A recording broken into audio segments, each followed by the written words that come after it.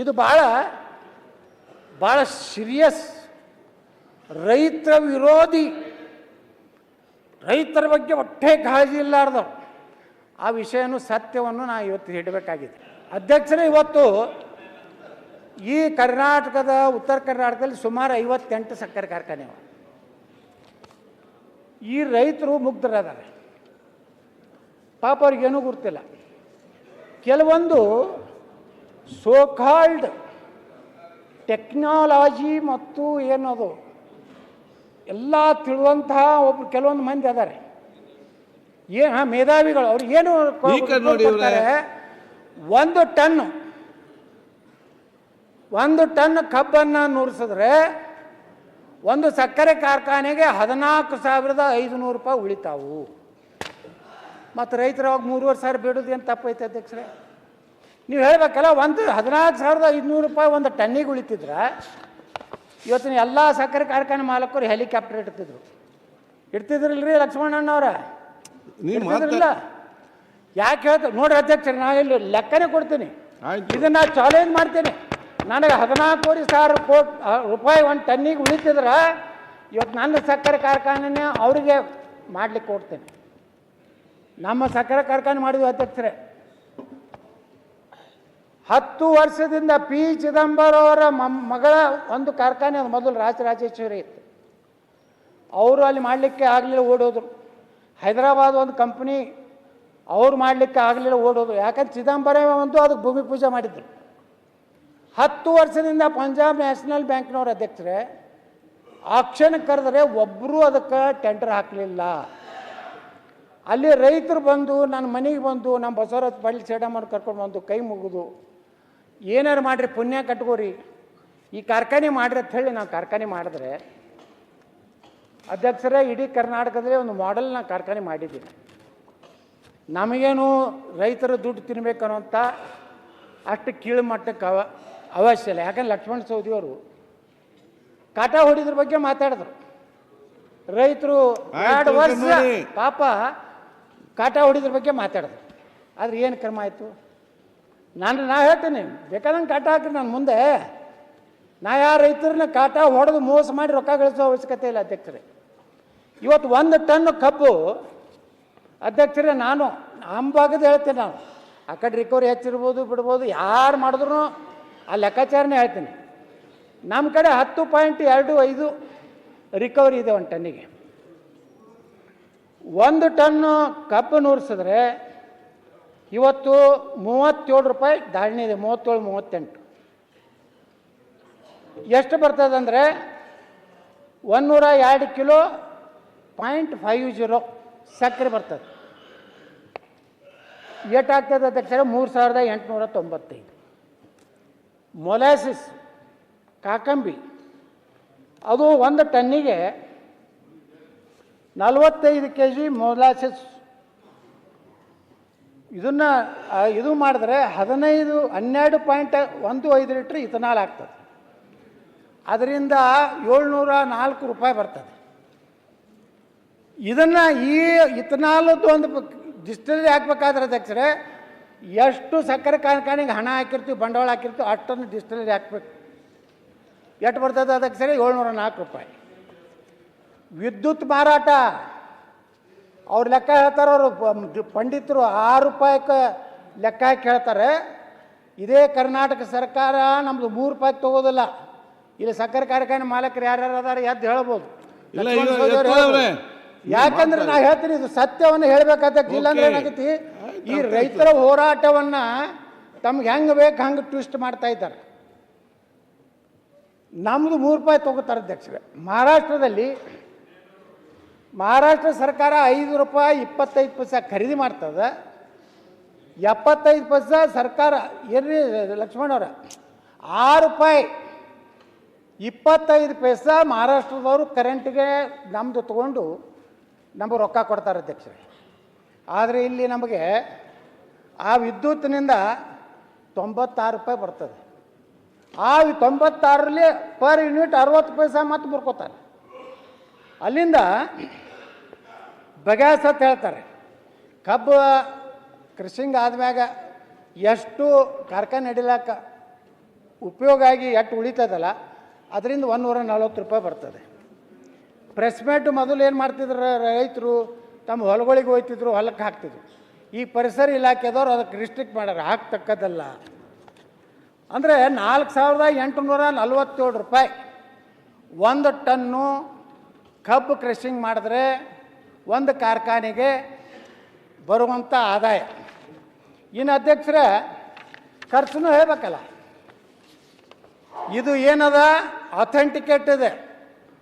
ಇದು ಬೇಕಾದ್ರೆ ನಾನು ಈ ಸರ್ಕಾರಕ್ಕೆ ಆಗ್ರಹ ಮಾಡ್ತೀನಿ, ಅದೇನು 14,500 ರೂಪಾಯಿ ತೇನು ಹೇಳ್ಯಾರಲ್ಲ, ರೈತರು ತಲೆ ಕೆಡ್ಸಾರಲ್ಲ, ಅವ್ರಿಗೆ ನಾನು ಹೇಳ್ತೀನಿ ಅದನ್ನು ಪ್ರೂವ್ ಮಾಡಬೇಕು.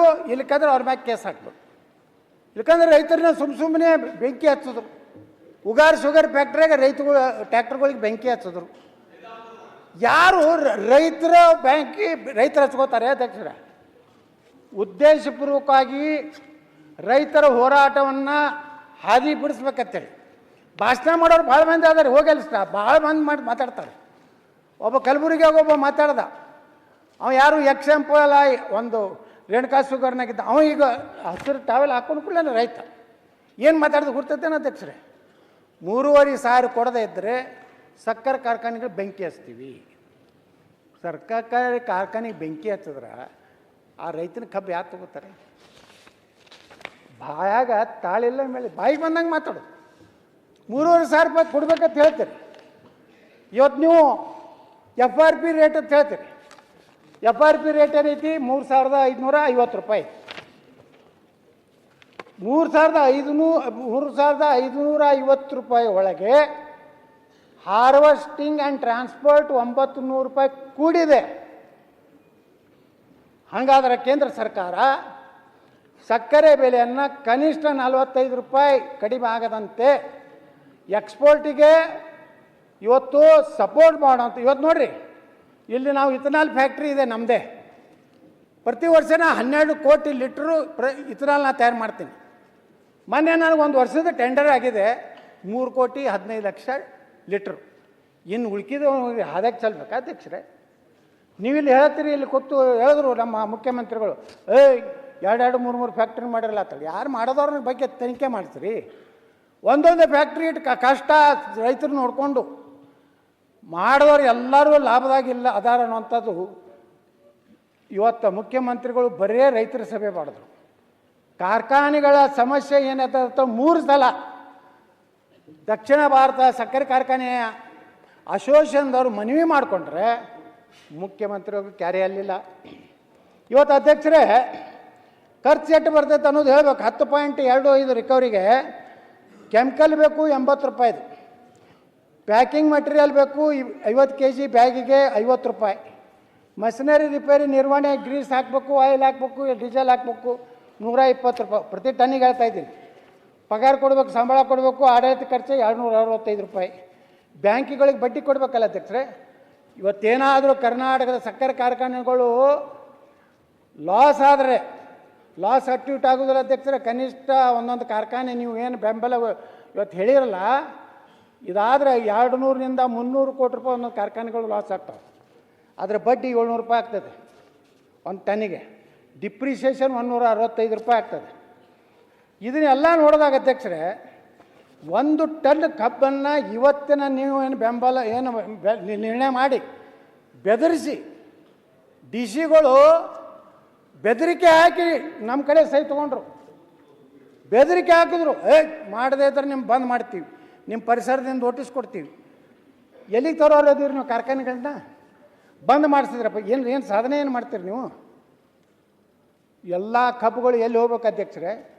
ಇವತ್ತ ನಮ್ಮ ನಿತಿನ್ ಗಡ್ಕರಿ ಅವರೊಬ್ಬರು ಈ ದೇಶದಲ್ಲಿ ಅತ್ಯಂತ ಶ್ರೇಷ್ಠ ಒಬ್ಬ ಮಂತ್ರಿ. ಇವತ್ತು ಭಾರತ ಇಷ್ಟು ಶ್ರೇಷ್ಠ ಆಗ್ಲಿಕ್ಕೆ ಕಾರಣ ನಿತಿನ್ ಗಡ್ಕರಿ ಅವರು ದೊಡ್ಡ ಕೊಡುಗೆ ಭಾರತಕ್ಕಿದೆ ಅನ್ನೋಂಥ ನಾನು ಮೆಚ್ಚಬೇಕಾಗ್ತದೆ.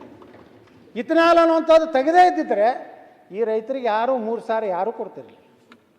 ಇವತ್ತು ಏನಾಗಿದೆ ಅಧ್ಯಕ್ಷರೇ, ಈಗೇನು ಹೊರಗಿಂದ ಗಲ್ಫ್ ಕಂಟ್ರಿದಿಂದ ಬರ್ತೈತಲ್ಲ ಅಧ್ಯಕ್ಷರೇ, ಅಲ್ಲಿ ಏನು ನಮ್ಮ ಇಂಡಿಯನ್ ಆಯಿಲ್ ಕಾರ್ಪೊರೇಷನ್ನು BPCL ಏನು ಹೆಡ್ಗಳು ಅದಾರಲ್ಲ ಅವ್ರಿಗೆ ಸಿಗ್ತದೆ. ಪರ್ಸೆಂಟೇಜ್ ಬರೋದು ಅದು ಹೊರಗಿಂದ ಏನು ಬರ್ತೈತೆ ಮಾಲ. ಈಗ ನಿತಿನ್ ಗಡ್ಕರಿ ತಂದ ಪಾಲಿಸಿನ ಹಾಳು ಮಾಡ್ಬೇಕಂತೇಳಿ ಟೋಟಲಿ 28% ಅಷ್ಟೇ ನಮ್ಮ ಇಥನಾಲನ್ನು ಖರೀದಿ ಮಾಡ್ತೀವಿ ಅನ್ನೋಂಥ ಆಗಿದ್ದರಿಂದ ಹೋಗಿ ಅಲ್ಲಿ ಭಾಷಣ ಮಾಡ್ತಾರಲ್ಲ, 3,500 ಕೊಡದೇ ಇದ್ರೆ ಉಗ್ರ ಹೋರಾಟ ಮಾಡ್ತೀವಿ, ಉಪವಾಸ ಮಾಡ್ತೀವಿ, ರಾತ್ರಿ ಇಲ್ಲೇ ಮಕ್ಕೋತೀವತ್ತು ಏನು ಹೋರಾಟ ಮಾಡ್ತಾರಲ್ಲ, ಬೆಂಕಿ ಹಚ್ತೀವಿ. ಕಾರ್ಖಾನೆಗಳ ಸಮಸ್ಯೆ ಕೇಳಿದ್ರೆ ಮುಖ್ಯಮಂತ್ರಿಗಳೇ, ಏನು ಕಾರ್ಖಾನೆಗಳು ಉಳಿಯಬಾರ್ದಾ? ಈಗ 3,500 ರೂಪಾಯಿ ಕೊಡು ಅಂತ ಹೇಳಿಬಿಟ್ರಿ.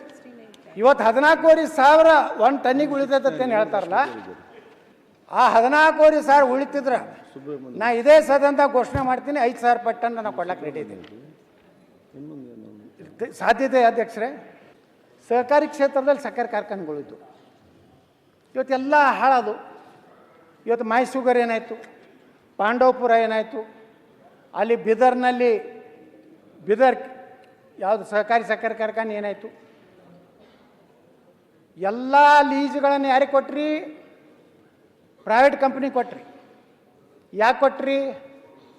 ಅಲ್ಲಿ ರೈತರೇ ಶೇರ್ ಹೋಲ್ಡರ್ ಇದ್ದಿರಲ್ಲ, ಸಹಕಾರಿ ಕ್ಷೇತ್ರದಾಗ ಶೇರ್ ಹೋಲ್ಡ್ರ್ ಯಾರು?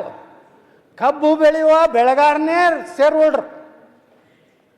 ಲಾಸ್ ಆದಾಗ ಆಡಳಿತ ಮಂಡಳಿನೇ ಯಾಕೆ ನೀವು ಎನ್ಕ್ವೈರಿ ಮಾಡಲಿಲ್ಲ? ಈಗೇನು ಹೇಳ್ತಿರಲ್ಲ, ನಿಂತು ಭಾಷಣ ಹೊಡಿತಿರಲ್ಲ, ರೈತರು ನಡ್ಬೇಕು ನಿಂತು ನಿಮ್ಮ ಕಾರ್ಖಾನೆ ರೈತರ. ಇವತ್ತು ಹಾವೇರಿ ಬಲ್ಲಿ ನಮ್ಮದು ಯಾರು ಇದು ಇತ್ತಲ್ಲ, ಯಾವುದೋ ಕಾರ್ಖಾನೆ ಅದು ಹಾನಗಲ್ದ ಕ್ಷೇತ್ರದಾಗ ಹಾವೇರಿದು. ಹಾಂ, ಪಾಪ ನಿಮ್ಗೆ ಹೇಳ್ತೀನಿ ಅಧ್ಯಕ್ಷರೇ, ಇವತ್ತು ಮುದೋಳ ರನ್ನ ಸಕ್ಕರೆ ಕಾರ್ಖಾನೆ ನೀವು ತಗೋರಿ ತಡ್ಡಾಡಿದ್ರು ಗೋವಿಂದ ಕಾರಜೋಳ ನೋಡಿ ಅಧ್ಯಕ್ಷರೇ. ಒಂದು ಸೈಡ್ ಇವತ್ತು ನೋಡ್ರಿ, ನನ್ನ ವಿರುದ್ಧ ಕೆಲವೊಂದು ಮಂದಿ ರೈತ ವಿರೋಧಿ ತಾಕತ್ತಿದ್ರೆ 3,500 ಕೊಡಿ ನೀನು ದಮ್ ಇದ್ರೆ ಅಂತ ಹಾಕಿಸ್ತಾರೆ. ಯಾರು ಹಾಕಿಸ್ತಾರ ಅನ್ನೋದು ನಾ ಹೇಳೋದು ಬೇಕಾಗಿಲ್ಲ. ಈ ದಮ್ಮ ನಂದು ಕೇಳೋರು ನೀವು ಒಂದು 10 ಕಾರ್ಖಾನೆ ಮಾಡ್ಬೋದಾಗಿತ್ತಲ್ಲ ಈ ರಾಜ್ಯದಾಗ. ನನ್ನ ತಾಕತ್ತು ಕೇಳೋರು 10 ಕಾರ್ಖಾನೆ ಖರೀದಿ ಮಾಡ್ಬೋದು, ಎಲ್ಲೆಲ್ಲೋ ಆಸ್ತಿ ಮಾಡಿರಿ. ಎಲ್ಲಿ ದುಬೈದಲ್ಲಿ ಮಾರಿಷಸ್ನಲ್ಲಿ ಆಸ್ತಿ ಮಾಡಿರಿ. ನಿಮ್ಮ ರೈತರ ಬಗ್ಗೆ ಇಟ್ಟು ಕಾಳಜಿ ಇತ್ತಂದ್ರೆ 10 ಸಕ್ಕರೆ ಕಾರ್ಖಾನೆ ಮಾಡಿ ಒಂದು 3,500 4,000 ಕೊಡ್ರಿ. ಯಾರೋ ಕಾರ್ಖಾನೆಗಳು ನೋಡ್ರಿ, ಪಾಪ ಎಷ್ಟೋ ಮಂದಿ ಇಲ್ಲಿ ಕಾರ್ಖಾನೆಯವ್ರು ಅದಾರ. ಇಲ್ಲಿ ಗುಡ್ಗುಂಟಿ ಅವ್ರು ಕೂತಾರ, ಅಲ್ಲಿ ಲಕ್ಷ್ಮಣ ಸವದಿ ಅವ್ರು ಕೂತಾರ, ಸತೀಶ್ ಜಾರಕಿಹೊಳಿ ಅವ್ರು ಎಲ್ಲೋ ಹೊರಗೆ ಹೋಗ್ಯಾರ, ರಮೇಶ್ ಜಾರಕಿಹೊಳಿ ಅವ್ರು ಇಲ್ಲ, ಇಲ್ಲಿ ನನ್ನ ಮಗಳೇ ಕೂತಾರೆ. ದ ಗ್ರೇಟ್ 226ನೇ ಇದು ರೀ ಸೀಟ್ ನಂಬರ್ದವ್ರು. ಇನ್ನೆಷ್ಟು ಹೊತ್ತಿದೆ ಅಧ್ಯಕ್ಷರೇ? ಇನ್ನು ಮುಗಿದ್ರೆ 5 ನಿಮಿಷ ಅಧ್ಯಕ್ಷ. ಅದಾಗ ಅಧ್ಯಕ್ಷರೇ, ನಾ ಹೇಳ್ತೀನಿ, ಸರ್ಕಾರಕ್ಕೆ ವಿನಂತಿ ಮಾಡ್ಕೋತೀನಿ. ಇಲ್ಲಿ ನಮ್ಮ KJ ಜಾರ್ಜ್ ಅವ್ರು ಕೂತಾರೆ. ಇವರು ಸೋಲಾರ್ದಲ್ಲಿ ಯಾರ್ಯಾರಿಗೆ ಎಷ್ಟು ರೊಕ್ಕ ಕೊಡ್ತಾರೆ ಅನ್ನೋದು ನಾ ಪ್ರಶ್ನೆ ಕೇಳಿದ್ರೆ ಅದು ಅನ್ಸ್ಟಾರ್ ಆಗೈತೆ. ಅವ್ರು ಏನು ಉತ್ತರ ಕೊಡ್ತಾರೆ. ನೀವು 3,000 ಏನು ನೀವು ನಿಗದಿ ಮಾಡಿರಲ್ಲ ಬೆಲೆ, ನಾವು ಕೊಡ್ಲಾಕ್ ತಯಾರಿದೆ. ಆದರೆ ನಮ್ಮ ಕರೆಂಟನ್ನು KJ ಜಾರ್ಜ್ ಅವ್ರು ಮನವಿ ಮಾಡ್ತೀನಿ, 20 ವರ್ಷವರೆಗೆ ಕರ್ನಾಟಕದ ನೀವು ವಿದ್ಯುತ್ ಶಕ್ತಿ ಮಂತ್ರಿಗಳಾಗಿ ಕನಿಷ್ಠ 10 ವರ್ಷವೇ ನಮ್ದು 6 ರೂಪಾಯಿದಂಗೆ ತೊಗೋತೀನಿ ಅನ್ನೋವಂಥದ್ದನ್ನು ಮಾಡಿ ಸರಿಯಾಗಿ ನೀವು ಪೇಮೆಂಟ್ ಕೊಟ್ಟರೆ, ನಮಗೆ ಪೇಮೆಂಟ್ ಬೇಕಾಗಿಲ್ಲ. ಸನ್ಮಾನ್ಯ ಮಂತ್ರಿಗಳೇ, ಡೈರೆಕ್ಟ್ ರೈತರ ಅಕೌಂಟಿಗೆ ಹಾಕಿಬಿಡ್ರಿ. ನಮ್ದು ಎಷ್ಟು ನಾವು ನಿಮ್ಗೆ ಕಳಿಸ್ತೀವಿ, ರೈತರ ಅಕೌಂಟಿಗೆ ಹಾಕಿರಿ. ನೀವು 6 ರೂಪಾಯಿ ಕೊಟ್ಟರೆ 60 ಪೈಸಾ ಏನು ಪ್ರತಿ ಯೂನಿಟಿಗೆ ನೀವು ಏನು ಚಾರ್ಜ್ ಮಾಡ್ಲಾಕತ್ತೀರಲ್ಲ, ಅದನ್ನು ನೀವು ವಾಪಸ್ ನೋಡಿರಿ. ಕೈಗಾರಿಕೆಗಳು ಯಾರ್ಯಾರಿಗೂ ಎಲ್ಲಿ ಹೋಗ್ತೀರಿ ಫುಲ್ ಡ್ರೆಸ್ ಹಾಕ್ಕೊಂಡು, ಅದು ಎಲ್ಲ ತಂಡ್ಯಾಗ ಹೋಗಿ ಯಾವ್ದು ಹೆಸರದು ಎಂದೂ ಸೂಟು ಬುಟ್ಟು ಹಾಕೊಳ್ಳಾರ್ದು ಎಲ್ಲ ಮುಖ್ಯಮಂತ್ರಿನೂ ಹಿಂಗೆ ಹಾಕ್ಕೊಂಡು, ಇವರು ಹಿಂಗೆ ಕೈಗಾರಿಕಾ ಮಂತ್ರಿ ಹಾಕ್ಕೊಂಡು ಅಲ್ಲಿ ಹೋಗಿ ಕೈ ಮುಗಿದು ನಮ್ಮಲ್ಲಿ ಇನ್ವೆಸ್ಟ್ಮೆಂಟ್ ಮಾಡಿರಿ, ನೀವು ಬುಂದೇವಂತರು ಅಂಥೇಳಿ ಅಲ್ಲಿ ಕೈಕಾಲು ಹಿಡಿದು ಬರ್ತೀರಿ. ಇಲ್ಲಿ ಏನಾಗ್ಯದ ಅಂದರೆ ಸಕ್ಕರೆ ಕಾರ್ಖಾನೆ ಮಾಡೋರು ಯಾರು? ರಾಜಕಾರಣಿಗಳೇ ಯಾಕೆ ಮಾಡ್ತಾರೆ? ಇವ್ರು ಹೆಂಗೆ ತುಂಬ್ತಾರೆ ಅಂದರೆ ಈ ಲೀಡ್ರುಗಳು ಲೂಟಿ ಮಾಡಲಿಕ್ಕೆ ಇವರು ಕಟ್ತಾರತ್ತೆ. ಸಕ್ಕರೆ ಕಾರ್ಖಾನೆ ಟಾಟಾ ಕಟ್ಟಲಿಲ್ಲ, ಸಕ್ಕರೆ ಕಾರ್ಖಾನೆ ಬಿರ್ಲಾ ಕಟ್ಟಲಿಲ್ಲ, ಓಕೆ, ಸಕ್ಕರೆ ಕಾರ್ಖಾನೆಗೇನು ಹೊಸ ಒಂದು ಗಿರಾಕಿ ಬಂದಿಲ್ಲ, ಅಡಾನಿ ಕಟ್ಟಲಿಲ್ಲ. ಅದು ಕಟ್ಟದಂಥವ್ರು ಯಾರು ಅಂದರೆ ಈ ಮಣ್ಣಿನಲ್ಲಿ ಹುಟ್ಟಿದಂಥ MLA ಆಗಿರ್ಬೋದು, MP ಆಗಿರ್ಬೋದು, ಆ ಭಾಗದ ರೈತರ ಕಷ್ಟಕ್ಕಾಗಿ ಸಕ್ಕರೆ ಕಾರ್ಖಾನೆ ಕಟ್ಟಿದ್ದಾರೆ ಹೊರತು ಯಾರೂ ಲೂಟಿ ಮಾಡೋರು ಮಾಡಿರ್ಬೋದು. ತನಿಖೆ ಮಾಡಿರಿ, ಒಳಗೆ ಹಾಕ್ರಿ. ಅವರು ಹಂಗೆ ಲುಟ್ಟಿ ಮಾಡ್ಯಾರಲ್ಲ, ಬರೀ ಹೇಳಬೇಡ್ರಿ, ಬರೀ ಭಾಷಣದಾಗ ಸಕ್ಕರೆ ಕಾರ್ಖಾನೆ ಮಾಲೀಕರು ಹಗಲು ದೊಡ್ಡ ಹೌದು ಒದ್ದು ಯಾಕೆ ಹಾಕಲಿಲ್ಲಪ್ಪ, ಯಾಕೆ ಅವ್ರ ಮ್ಯಾಗ 64 ಎನ್ಕ್ವೈರಿ ಮಾಡಲಿಲ್ಲ, ಯಾಕೆ ಸಹಕಾರಿ ಸಕ್ಕರೆ ಕಾರ್ಖಾನೆಗಳು ಇಲ್ಲಿ ಬಂದದು, ಇಲ್ಲೇ ಯಾವುದು ಮಲಪ್ರಭಾ ಸಕ್ಕರೆ ಕಾರ್ಖಾನೆ ಇದೆ, ಇಲ್ಲಿ ಇವ್ರದ್ದು ನಮ್ಮದು ಇಲ್ಲಿ ಒಬ್ಬರು ಕೂತಾರೆ ಚೇರ್ಮನ್ರು ಕಿತ್ತೂರು, ಇವ್ರದ್ದು ಒಂದು ಸಕ್ಕರೆ ಕಾರ್ಖಾನೆ, ಅಲ್ಲಿ ಲಕ್ಷ್ಮೀ ಹೆಬ್ಬಾಳ್ಕರ್ ಅವ್ರದ್ದು ಅವರು 2 3 ಗೊತ್ತಿಲ್ಲ, ಎಲ್ಲ ಪಾರ್ಟಿಯವರು ಅದವ್ರ ಅಧ್ಯಕ್ಷರು ಇಲ್ಲಿ. ಆದ್ರೆ ಇಲ್ಲ ಜೆ ಡಿ ಎಸ್ನವರು ಇದ್ದಾಗ ಮಾಡ್ಕೊಟ್ಟಾರೆ, ಬಿ ಜೆ ಪಿಗೆ ಹೋಗ್ಯಾರ. ಅದಕ್ಕೆ ನಾ ಹೇಳೋದೇನು ಅಧ್ಯಕ್ಷರೇ, ನೀವು ಕಾರ್ಖಾನೆಗಳ ಪರಿಸ್ಥಿತಿ ನೋಡಿರಿ, ವಾಸ್ತವಿಕತೆಯನ್ನು ಈ ರಾಜ್ಯದ ಸಕ್ಕರೆ ಮಂತ್ರಿಗಳು ಮಾಡಬೇಕಾಗಿತ್ತು, ಮಾಡಲಿಲ್ಲ. ಎಲ್ಲರ ಮುಂದೆ ನಾನು ಕಾಟ ಹಾಕ್ತೀನಿ ಅಂದರು, ಯಾರ್ದಾರ ಕಾಟ, ನಾನು ಹೇಳಿದೆ ಮೊದಲು ನನ್ನ ಕಾರ್ಖಾನೆ ಮುಂದೆ ಕಾಟ ಹಾಕಿ, ರೈತರದ್ದು ಕಾಟ ಹೊಡೆದು ಏನು ಮಾಡೋದದ, ನನಗೆ ಇಟ್ಟೆ ಆಗ್ತೈತೆ ಪತ್ತು ಕೊಡ್ತೀನಿ ಅಂದ್ರೆ ರೈತರು ಒಪ್ಕೋತಾರೆ.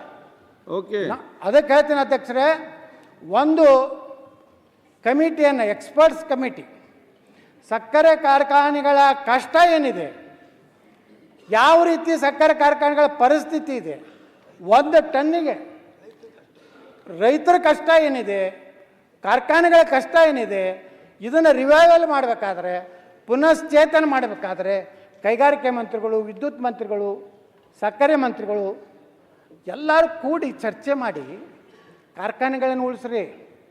ನೀವು ಇದೇ ರೀತಿ ಸುಮ್ಮನೆ ಕೊಡದೇ ಇದ್ದರೆ ಜೈಲಿಗೆ ಹಾಕ್ತೇನೆ, ಕೊಡದೇ ಇದ್ದರೆ ಏನು ಜೈಲಿಗೆ ಹಾಕ್ತೀರಿ ಹಾಕಿರಿ, ಮತ್ತೇನು ಮಾಡೋದು, ಮಾಡಿವಲ್ಲ ನೋಡಿ ಕೆತ್ತೆ ಬೀಜಿ ಮಾಡೀವಿ, ತಪ್ಪು ಮಾಡೀವಿ, ಭಾಳ ದೊಡ್ಡ ತಪ್ಪು ಮಾಡೀವಿ, ನಾವು ಇದನ್ನು ಮಾಡಬಾರ್ದಾಗಿತ್ತು. ಆರಾಮ್ ಉಳುಕಿದವ್ರಂಗೆ ವಿದೇಶನಾಗ ಆಸ್ತಿ ಮಾಡಿಕೊಂಡು ಇಲ್ಲಿ ಬಂದು ಟಿಪ್ ಟಾಪ್ ಆಗಿ ರಕ್ತ ಕ್ರಾಂತಿ ಆಗಲಿ, ಹುಲಿಗಳು ನಾವು ಇಲಿಗಳು ಅಂತ ಹೇಳಿ ಇಲ್ಲಿ ಭಾಷಣ ಹೊಡೆದು ಭಾಳ ಚಂದ ಐತಿ. ಅದಕ್ಕೆ ನಾನು ಆಗ್ರಹ ಮಾಡ್ತೀನಿ, 14,500 ಕೆಲವೊಂದು ಚಾನಲ್ದವ್ರು ಅವರು ಮಹಾನ್ ಗ್ರೇಟ್ ಚಾನಲ್ದವ್ರು ಅದಾರ, ಅವ್ರು ಕೂತು ಹೌದಾ 14,500 ನೋಡಿ ರೈತರಿಗೆ ಕಾರ್ಖಾನೆ ಮಾಲೀಕರಿಂದ ಭಾರಿ ಮೋಸ ಆಯಿತು, ಡ್ಯಾಂಡ್ ಡ್ಯಾಂಡ್ ಡ್ಯಾಂಡ್. ಅರೆ ನಾ ಆ ಸಂಪಾದಕ ಹೇಳಿದ, ಒಬ್ಬ ಸಂಪಾದಕ ಫೋನ್ ಮಾಡಿದಾನ, ಭಾಳ ಚಂದ ಡಿಬೇಟ್ ನಡೆಸಿದ್ರು. ನಿಮ್ಮ ಮಗನ ಕೂತಲ್ಲ ಗಿರಕ್ಕೆ 14,500 ಅಂತ ಹೇಳ್ತಾನಲ್ಲ, ಸ್ವಲ್ಪ ಫೋನ್ ನಂಬರ್ ಕೂಡ ಹೇಳಿದೆ ಅಧ್ಯಕ್ಷರು. ಅವ್ನು ಇನ್ನತನ ಫೋನೇ ಮಾಡಲಿಲ್ಲ, ನಾನು ಫೋನೇ ಎತ್ತಲಾಗ್ಯಾರಿ. ಅವ್ನು ಕರ್ಕೊಂಡು ಬಂದು ನಾವು 1 ಕೋಟಿ ರೂಪಾಯಿ ಪಗಾರ ಕೊಡ್ತೀನಿ, ಅವನಿಗೆ ತಿಂಗಳೇ ಎಷ್ಟು ಕೊಡ್ತೀನಿ ಗಣೇಶ, 1 ಕೋಟಿ ರೂಪಾಯಿ ಪಗಾರ ಕೊಡ್ತೀನಿ, ನಮಗೆ 14,000 ರೂಪಾಯಿ ಬೀಳಂಗೆ ಮಾಡ್ಬೇಕು. ಹಾಂ ಎಲ್ಲಿ 13,000 4,000 ಅಟ್ಟೆ ಕೊಡಲಿ ಅಧ್ಯಕ್ಷರು, 10,000 ಅವನೇ ತೊಗೊಳ್ಳಿ, ರೈತರಿಗೆ 5,000 ಕೊಡ್ತಾನೋ 6,000 ಕೊಡಲಕ್ಕ. ಇದರಿಂದ ಏನಾಗ್ತದೆ ಅಧ್ಯಕ್ಷರೇ, ಯಾವುದೇ ಸರ್ಕಾರ ಬರಲಿ, ಇವತ್ತು ನೀವು ಅನುಭವಿಸ್ತೀರಿ, ನಾಳೆ ಈ ಕಡೆಯವರು ಬಂದ್ರೆ ಅವರು ಇದು ರೈತರು ಬಿಡ್ತಾರೆ. ಯಾರು ಮಗನೇ ಅವತ್ತು ಬಂದು ಭಾಷಣ ಹೊಡಿತಿದ್ದಲ್ಲ, ಮಗನ ಕೊಡು ಅಂತಾರ ನಮ್ಮ ಭಾಷೆದಾಗ, ಮಗಳ ಕೊಡು, ನಾಟಕ ಮಾಡ್ತೇನೆ, ಇಲ್ಲಿ ನಾಟಕ ಮಾಡಕ್ಕೆ ಬಂದು ಅವಾಗ ಬಂದು ಮಕ್ಕೊಂಡಿದ್ದಲ್ಲ, ಇಲ್ಲೇ ಇರೋದು ತಮ್ಮ ಆ ಥರ.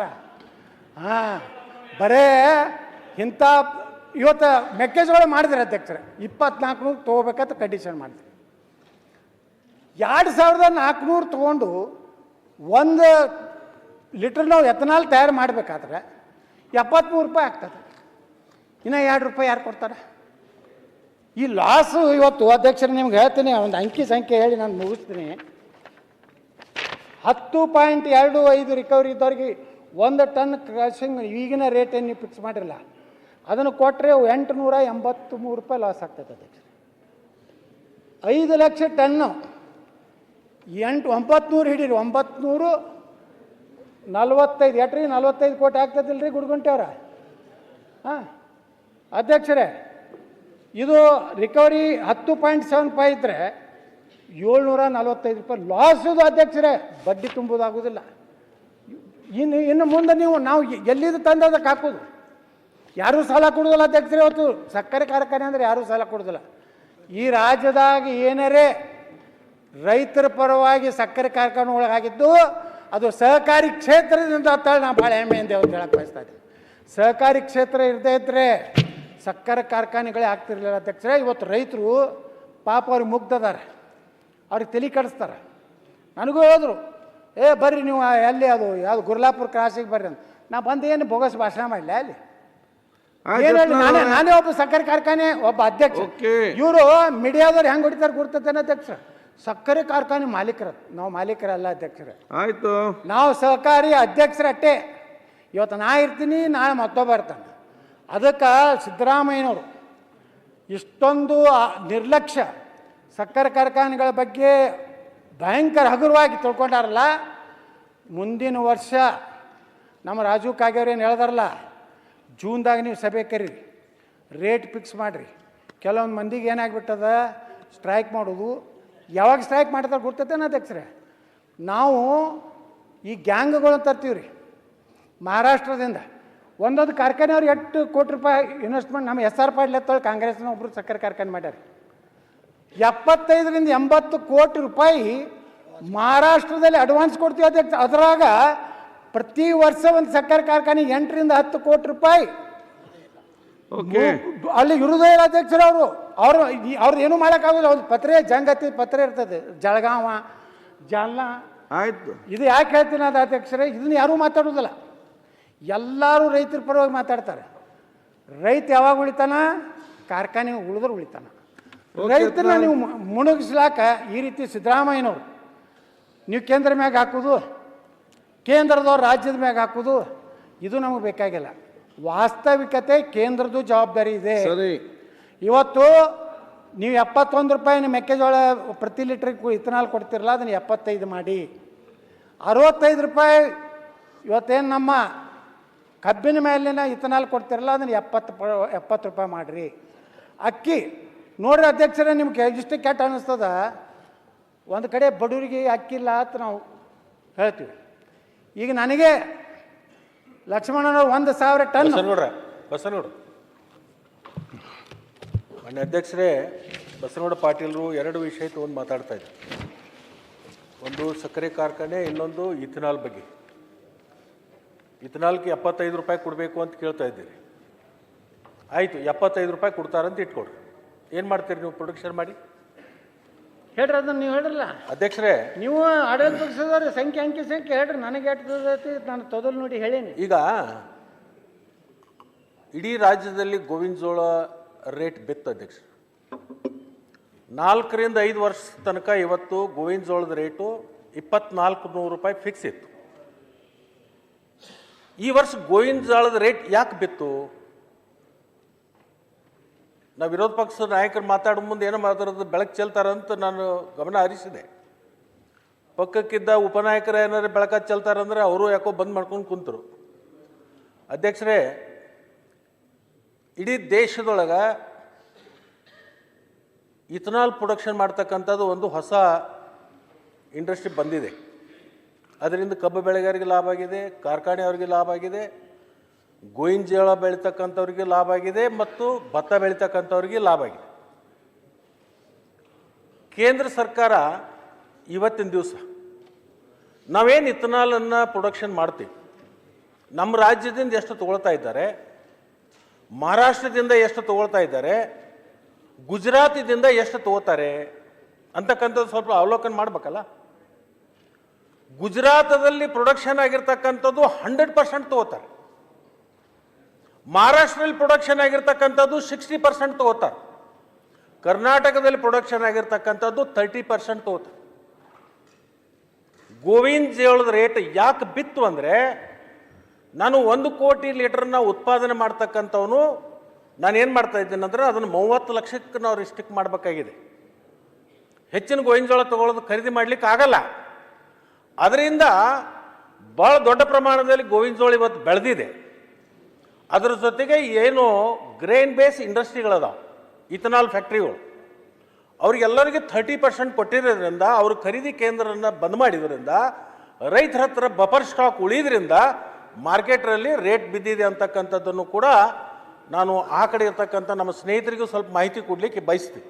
ಅವ್ರು ಹೇಳಿದ್ರಲ್ಲ ಗ್ರೇನ್ ಬೇಸ್ಡು, ನೀವು ರೈತರಿಗೆ ಒಳ್ಳೆ ಬೆಲೆ ಕೊಡ್ಬೇಕಂದ್ರೆ, ಈಗ ನಾ 12 ಕೋಟಿ ಲೀಟ್ರು ಒಂದು ವರ್ಷದಲ್ಲಿ ನಾನು ಇಥನಾಲ್ ತಯಾರು ಮಾಡ್ತೀನಿ. ಯಾಕಂದರೆ ಪ್ರತಿ ದಿವಸ ನನ್ನ ಸಕ್ಕರೆ ಕಾರ್ಖಾನೆಯಲ್ಲಿ 4.5 ಲಕ್ಷ ಲೀಟ್ರ್ ಇಥನಾಲ್ ತಯಾರಾಗ್ತದೆ.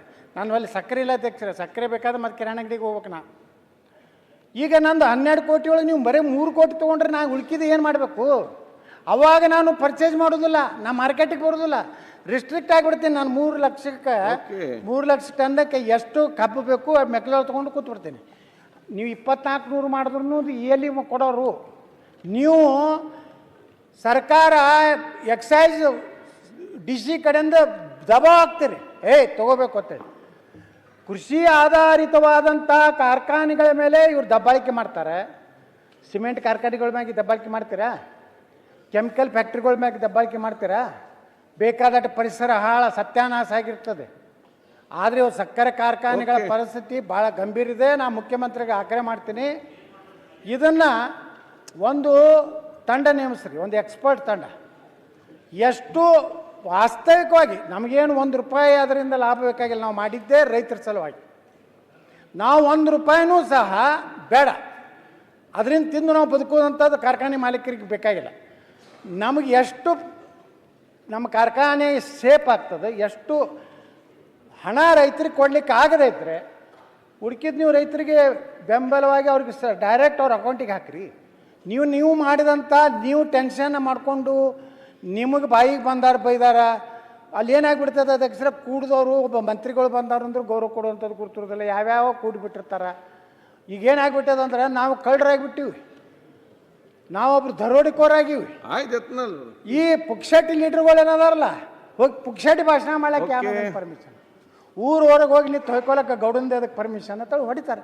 3,500,000 ತಕ್ಷಣ ಕೊಡದೇ ಇದ್ರೆ ಹೋರಾಟ. ಎಲ್ಲಿ ಉಗ್ರ ಹೋರಾಟ ಮಾಡ್ತೀರಿ ಮಾಡ್ರಿ ನೀವು. ನಾ ಆಗ್ರಹ ಮಾಡ್ತೀನಿ ಮುಖ್ಯಮಂತ್ರಿಗಳಿಗೆ, ತಕ್ಷಣ ಎಲ್ಲ ಕಾರ್ಖಾನೆ ಮಾಲೀಕರನ್ನ ಕರೀರಿ. KJ ಜಾರ್ಜ್ ಅವ್ರು ಇರಬೇಕು, ನಮ್ಮ ಏನು ಸಕ್ಕರೆ ಮಂತ್ರಿ ಇರಬೇಕು, ಆಯಾ ಭಾಗದ ಜನಪ್ರತಿನಿಧಿಗಳನ್ನ ಕಾರ್ಖಾನೆ ಮಾಡ್ಯಾರ ಅವ್ರನ್ನೂ ಕರೀರಿ. ಕರೆದು ಅಧ್ಯಕ್ಷರೇ, ಇದಕ್ಕೆ ನೀವು ಪರಿಹಾರ ಮಾಡದೇ ಇದ್ದರೆ ಸಕ್ಕರೆ ಕಾರ್ಖಾನೆ, ಒಂದು ಸಕ್ಕರೆ ಕಾರ್ಖಾನೆಗಳು ಕರ್ನಾಟಕ ಬಂದಾದರೆ ಲಕ್ಷಾಂತರ ಕೋಟಿ ವ್ಯವಹಾರ ಬಂದಾಗ್ತದೆ. ಒಂದು ಪಂಚರ್ ಅಂಗಡಿ, ಕಿರಾಣ ಅಂಗಡಿ, ಬಂಗಾರ ಅಂಗಡಿ, ರೈತ ಅರ್ಬಿ ಅಂಗಡಿ ಎಲ್ಲರೂ ಅದ್ರ ಮ್ಯಾಗ ಡಿಪೆಂಡ್ ಅದಾರ. ಅಧ್ಯಕ್ಷರೇ, ನಾ ಕೈ ಮುಗಿದು ಮುಖ್ಯಮಂತ್ರಿ ಅವ್ರಿಗೆ ಕೇಳ್ತೀನಿ, ಅದಕ್ಕೆ ಪರಿಹಾರ ಏನು ಹೇಳ್ರಿ? ಪರಿಹಾರ ಹೇಳಿ. ಪರಿಹಾರ ಹೇಳಿದ್ರೆ ಬರೀ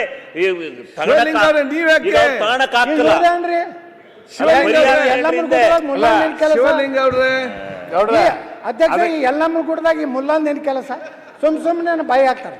ಅದಕ್ಕೆ ನಾನು ಆಗ್ರಹ ಮಾಡ್ತೀನಿ, ಮುಖ್ಯಮಂತ್ರಿಗಳು ತಕ್ಷಣ ಸಭೆ ಕರೀರಿ, ಸೂಕ್ತ ಪರಿಹಾರ ಕೊಡ್ರಿ. ನೀವು ಎಷ್ಟು ಪರಿಹಾರ ಕೊಡ್ತೀರಿ ಅದನ್ನು ನಾವು ರೈತರಿಗೆ, ನೀವು 3,500 ಕೊಡ್ಬೇಕತ್ತಿರಲ್ಲ, ನಾವು ಕೊಡ್ಲಿಕ್ಕೆ ತಯಾರಿದ್ದೀವಿ. ನಮ್ಮದು ಏನದ ಉಪ ಉತ್ಪನ್ನಗಳನ್ನು ಕೇಂದ್ರ ಸರ್ಕಾರಕ್ಕೂ ನೀವು ಕರ್ಕೊಂಡು ಹೋಗ್ರಿ. ಪ್ರಧಾನಮಂತ್ರಿಗಳ ಬಳಿ ನಮ್ಮನ್ನು ಕರ್ಕೊಂಡು ಹೋಗ್ರಿ. ನಾವು ಪ್ರಧಾನಮಂತ್ರಿಗಳೇ ಒತ್ತಾಯ ಮಾಡ್ತೀವಿ. ಪ್ರಧಾನಮಂತ್ರಿಗಳ ನಿರ್ಣಯ ಮಾಡಿದ್ದರಿಂದಲೇ ಈ ದೇಶದಾಗ ಸುಮಾರು 1 ವರ್ಷಕ್ಕೆ $1,00,000 ಕೋಟಿ ಫಾರಿನ್ ಎಕ್ಸ್ಚೇಂಜ್ ಉಳಿದಲಿಕ್ಕೆ ಕಾರಣ ನರೇಂದ್ರ ಮೋದಿಯವರು ಅನ್ನೋಂಥ ಮಾತನ್ನು ಹೇಳಿ ನಾನು ಅಭಿನಂದನೆಯನ್ನು ನಮ್ಮ ನಿತಿನ್ ಗಡ್ಕರಿಗೆ ಸಲ್ಲಿಸಿ, ಯಾರೇ ರಾಜಕಾರಣ ಮಾಡಲಿ, ಯಾರೇ ನನ್ನ ವಿರುದ್ಧ ಮ್ಯಾಗ ಕೇಂದ್ರ ಹೈಕಮಾಂಡ್ ಕೇಳಿ, ಐ ಡೋಂಟ್ ಕೇರ್. ನಾನು ರೈತರ ಪರವಾಗಿರ್ತೀನಿ, ಕಾರ್ಖಾನೆಗಳ ಪರವಾಗಿರ್ತೀನಿ, ಉತ್ತರ ಕರ್ನಾಟಕ ಪರವಾಗಿರ್ತೀನಿ, ಸಮಗ್ರ ಕರ್ನಾಟಕ ಪರವಾಗಿರ್ತೀನಿ. ಕರ್ನಾಟಕ ಒಂದೇ ಇರಬೇಕು, ನಾವೆಲ್ಲ ಸಮಾನತೆಯಿಂದ ಅಭಿವೃದ್ಧಿ ಆಗ್ಬೇಕಂತ ಕೇಳ್ಕೊಂಡು ನಾನು ಮಾತು ಮುಗಿಸ್ತೀನಿ. ಈಗ ಟೋಟಲ್ ಆಗಿ ಈ ಕಬ್ಬು ಬೆಳೆಗಾರದೊಂದು ಪ್ರತಿ ಸಲ ಸ್ಟ್ರೈಕ್ ಮಾಡೋದು, ಗದ್ದಲ ಮಾಡೋದು, ಅಲ್ಲಿ ಟ್ರಾಕ್ಟರ್ಗಳನ್ನು ಸುಡೋದು, ಇವೆಲ್ಲ ಆಗ ಮೊದಲೇ ಕಾರ್ಖಾನೆಗಳ ಪ್ರಾರಂಭ ಆಗೋಕ್ಕಿಂತ ಮುಂಚಿತವಾಗಿಯೇ ರೈತ ಸಂಘದವ್ರನ್ನೂ ಮತ್ತು ಫ್ಯಾಕ್ಟ್ರಿ ಮಾಲಕರನ್ನು ಕರೆದು ಒಂದು ಏನಾದರೂ ಸಂಧಾನ ಮಾಡಿದ್ದಾದ್ರೆ ಈ ಸ್ಟ್ರೈಕ್ಗಳು, ಈ ಹೋರಾಟಗಳು ಪ್ರತಿ ವರ್ಷ ಹೋರಾಟ ಮಾಡ್ಕೊಂಡು ಬಂದಿದ್ದೀವಿ ಅಧ್ಯಕ್ಷರೇ. ಈಗ ನಾನು ಅನ್ಕೋ 83ರಿಂದ ಹೋರಾಟಗಳು ಈ ಸಕ್ಕರೆ ಕಾರ್ಖಾನೆ ಮುಂದೆ ಮಾಡ್ಕೊಂಡು ಬಂದಿದ್ದೀವಿ. ಇದು ಮಾಲೀಕರು ಮತ್ತು ರೈತರಲ್ಲಿ ಹೊಂದಾಣಿಕೆ ಆಗೋದಲ್ಲ. ಅದಕ್ಕೆ ಸರ್ಕಾರ ಕರೆದು ಒಂದು ಏನಾದರೂ ಇತ್ಯರ್ಥ ಮಾಡಿದ್ರಲ್ಲ, ಆ ಥರ ಪ್ರತಿ ಸಲ ಕಾರ್ಖಾನೆಗಳು ಪ್ರಾರಂಭ ಆಗೋಕ್ಕಿಂತ ಮುಂಚಿತವಾಗಿ ಇದನ್ನು ಒಂದು ಇತ್ಯರ್ಥ ಮಾಡಿದ್ದಾದರೆ ಒಳ್ಳೆಯದಾಗ್ತೈತಿ ಅನ್ನುವಂಥ ಮಾತನ್ನು ಹೇಳಿದರೆ